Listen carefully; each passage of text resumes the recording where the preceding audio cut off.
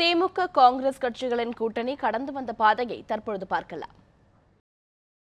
1949ஆம் ஆண்டு ஆளும் கட்சியாக இருந்த காங்கிரஸை எதிர்த்து அரசியல் செய்தது திமுக. 1971ஆம் ஆண்டு காங்கிரஸ் கட்சி இரண்டாக உடைந்திருந்த வேளையில் இந்திரா காங்கிரசுடன் திமுக கூட்டணி அமைத்தது.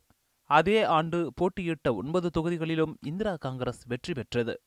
இதேபோன்று திமுக காங்கிரஸ் கூட்டணி 38 இடங்களில் வெற்றி வாகை சூடியது. 1980ஆம் ஆண்டு நெருக்கடி நிலை அமல்படுத்தியது தொடர்பாக இந்திரா மன்னிப்பு கேட்டதை அடுத்து திமுக கூட்டணி அமைத்தது. 1980ஆம் ஆண்டு திமுக காங்கிரஸ் கூட்டணி 37 இடங்களில் வெற்றி பெற்றது. காங்கிரஸ் 20 தொகுதிகளில் வெற்றி பெற்றிருந்தது. 2004ஆம் ஆண்டு நாடாளுமன்ற தேர்தலில் காங்கிரஸ் திமுக கூட்டணி 39 தொகுதிகளை கைப்பற்றின. இதில் காங்கிரஸ் கட்சி 10 தொகுதிகளில் வெற்றி பெற்றது. 2009ஆம் ஆண்டு திமுக காங்கிரஸ் கூட்டணி 27 இடங்களில் வெற்றி பெற்றது. காங்கிரஸ் கட்சி 8 இடங்களை கைப்பற்றியது.